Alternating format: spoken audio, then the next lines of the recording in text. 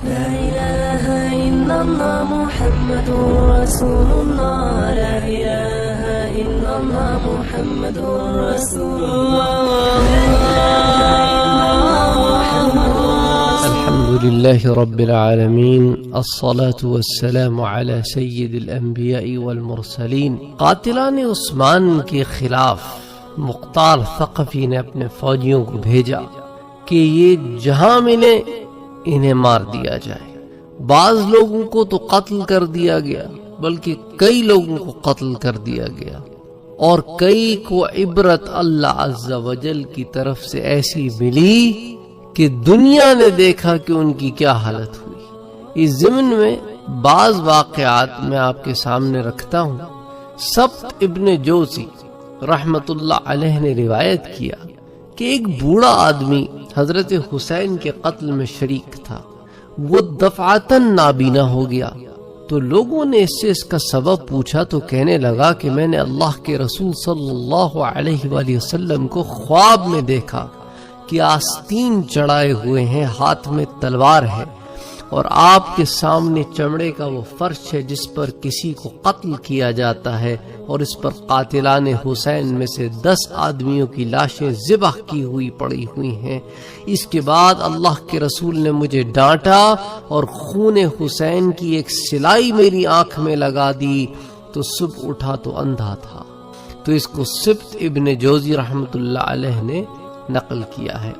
تو امام زہری فرماتے ہیں کہ جو لوگ قتل حسین میں شریک تھے ان میں سے ایک بھی نہیں بچا جس کو آخرت سے پہلے دنیا میں سزا نہ ملی ہو۔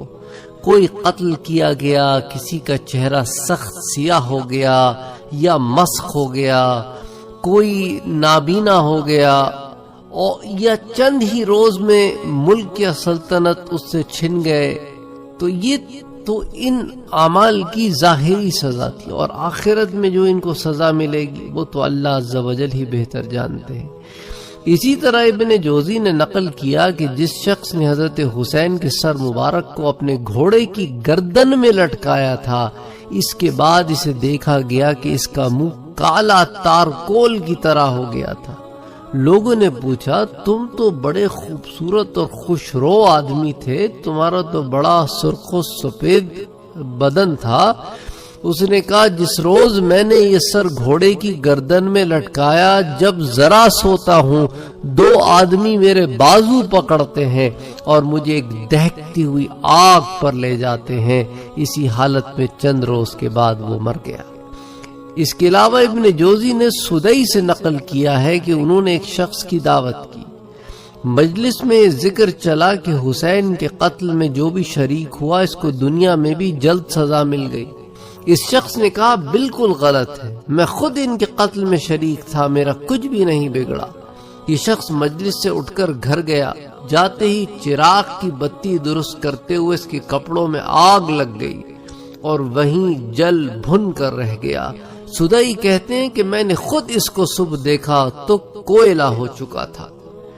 جس شخص نے حضرت حسین کے تیر مارا اور پانی نہیں پینے دیا، اس پر اللہ تعالیٰ نے ایسی پیاس مسلط کر دی کہ کسی طرح پیاس بجھتی نہ تھی۔ پانی کتنا ہی پیا جائے پیاس سے تڑپتا رہتا تھا، یہاں تک کہ اس کا پیٹ پھٹ گیا اور وہ مر گیا۔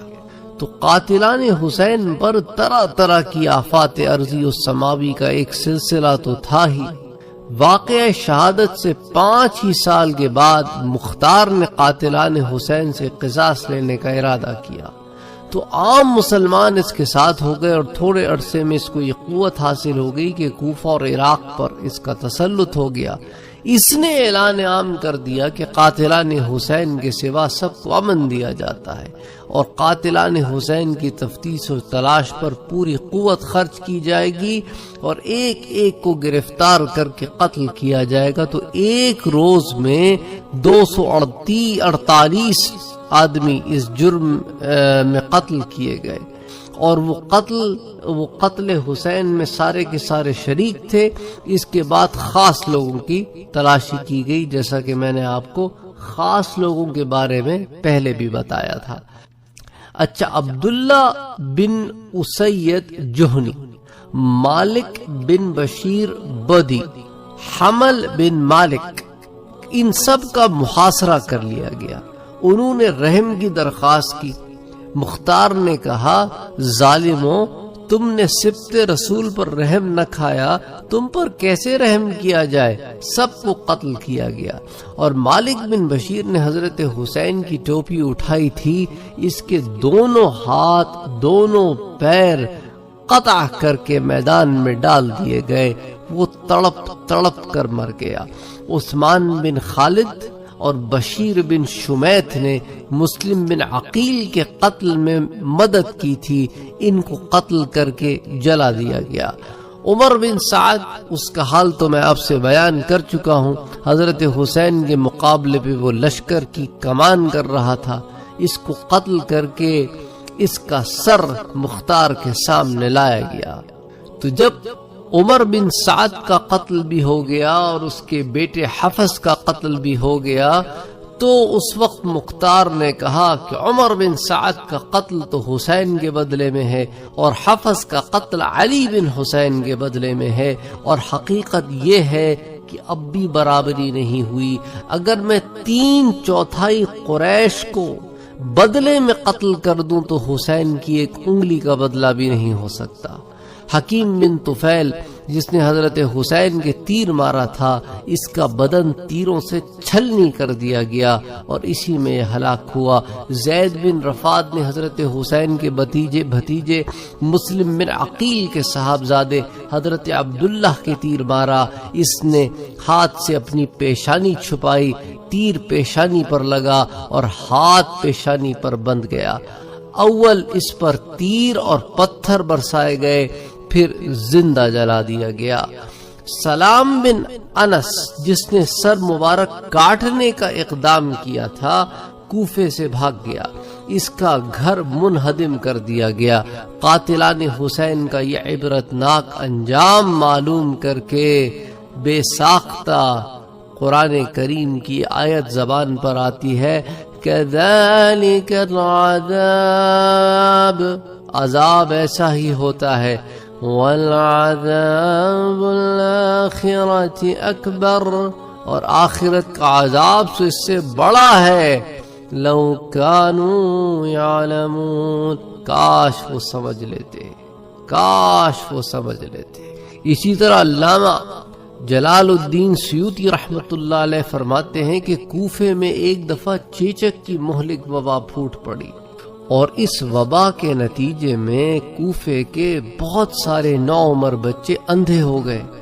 جب تخمینہ لگایا گیا تو ان میں سے کم و بیش 1500 بچے ان بد نصیب ظالموں کے تھے جنہوں نے میدان کربلا میں حضرت سیدنا امام حسین کے خلاف جنگ لڑی تھی۔ عبد الملک بن عمیریشی کا بیان ہے کہ میں نے کوفے کے قصر عمارت میں حضرت حسین رضی اللہ تعالی عنہ کا سر مبارک عبداللہ بن زیاد کے سامنے ایک ڈھال پر رکھا ہوا دیکھا۔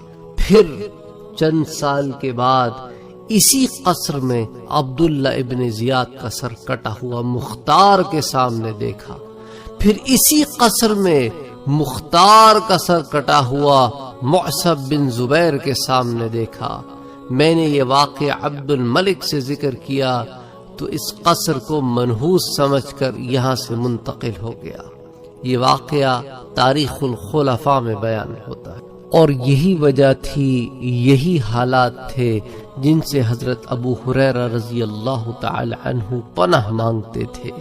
وہ آخر عمر میں یہ دعا کثرت سے کرتے تھے، یا اللہ میں آپ سے پناہ مانگتا ہوں ہجرت کے 60ویں سال سے اور 9 عمروں کی عمارت سے۔ ہجرت کے 60واں سال ہی تھا کہ حضرت امیر معاویہ کا انتقال ہوا اور یزید جیسا 9 عمر خلافت کے منصب پر بیٹھا، اور پھر یہ فتنہ پیش آیا۔ اللہ تعالیٰ نے حضرت ابو ہریرہ کی دعا قبول فرمائی اور 59 ہجری میں آپ کا انتقال ہو گیا۔ ترمذی شریف میں ہے کہ جس وقت ابن زیاد اور اس کے ساتھیوں کے سر کوفے کے دارالعمارت میں مختار کے سامنے رکھے گئے تو سیاہ رنگ کا ایک سانپ نمودار ہوا جو تمام سروں پر سے گھومتا ہوا ابن زیاد کے سر کے